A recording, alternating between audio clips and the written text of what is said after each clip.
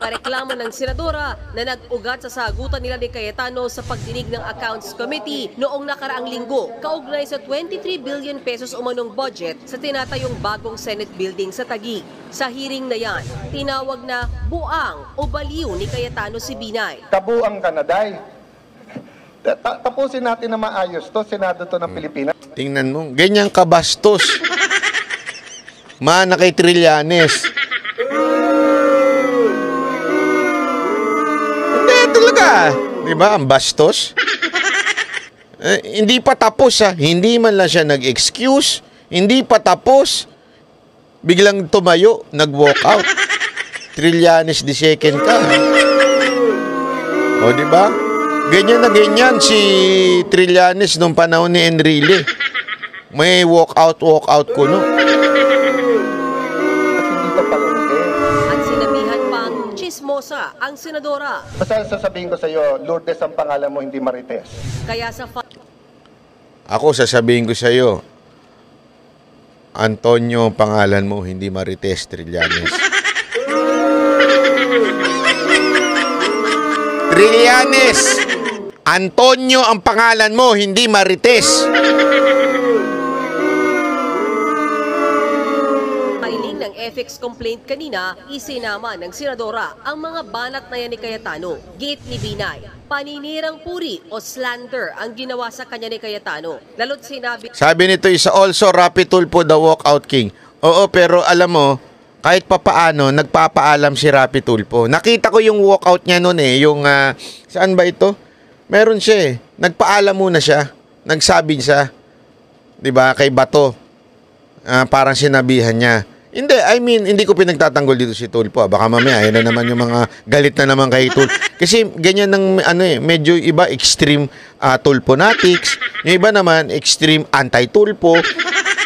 Pag may sinabi ka na kaagad, Tulfonatics ka! Pag may sinabi ka, anti-Tulfo ka! Yung parang mga gustong manakit. Hindi, totoo naman, in fairness, yung kay Tulfo naman, nung siya nag-walk out, nagpaalam muna siya. Nagsabi siya. Hindi siya katulad ni Mike Abe, at saka ni Trillanes, at saka ni Binay. Kita mo yung, hindi, yan ang mga ugali ng mga bastos, di ba? Mga ugali ng bastos, ganyan eh. Yung nag-walk out, yan, ugali. Katulad nga ni Mike Abe. Ni Binay, ni Trillanes, ganyan. Di ba? Kawawa naman. Raw ang mga malisyosong pahayag sa harap ng mga senador at maging ng publiko dahil nasa gitna sila ng public hearing. Para kay Binay, malinaw na pambabastos at pangmamaliit sa kanya ang mga sinabi ni Cayetano. Kasi hindi ko talaga narinig yung tinawag niya akong buwang nung nag-send na lang sila ng mga videos. Hindi mo na kailangan tawagin kang buang no? Itsura pa lang. Hindi na kailangan. Alam mo na yun. Doon ka na lang nalaman na nung nakaalis pala ako, marami pa siyang mga sinabing masasakit. Banat naman ni Cayetano, huwag daw sanang ilihis ni Binay ang issue. Ito yung picture. Sabi ko, first time ko nakakita, siya nag-file pero siya mukhang guilty, di ba? Grabe.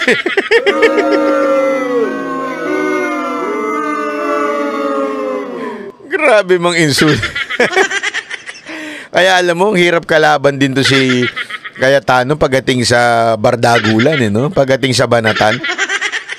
Talaga yung pinakita pa sino ba mukhang Ito, nakakahiya na. Bagamat hindi rin daw natuwa si Cayetano sa sagutan nila sa hearing, hindi raw siya nagsisisi na tawaging Marites si Binay. We started this investigation, this review, na wala tayong sinasabing may anomalya, wala tayong sinasabing may irregularity. Alam mo, eto yan yung isang bagay na nakakapagtaka. Kasi, tandaan ninyo, wala namang sinasabing ninakaw. Ang una kasi nagsalita niya, tandaan ninyo si Chis Escudero Siya ang unang humarap sa media at sinabi niyang, itigil muna, pag-aaralan muna natin, aalamin natin kung bakit ganito lumobo yung gastusin sa Senate hearing, sa Senate building, di ba? Sabi ni Chis Escudero. Tapos, hala, si Binay, maya't maya, maya't maya, nakahanap sa media. Para bagang parang inuunahan niya na lahat. Tapos eto, tinatanong. Wala, eto dun sa hearing na yan, wala pang pinopoint out na there is corruption. Walang ganun. Tinatanong lang, bakit nagmahal ng ganito kalaki? Ba't lumobo? Walang sinasabing, wala ka nga maririnig na may corruption, may anomalya dito, walang ganun. Pero si Binay, putak ng putak.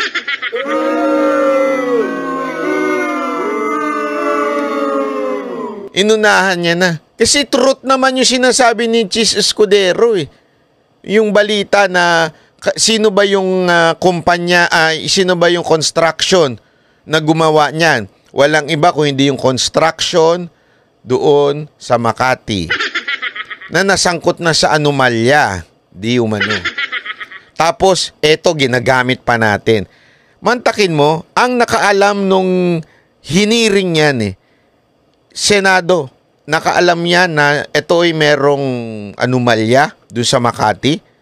Tapos mantakin mo, yun pa ang kukunin ninyo para pagawa yan.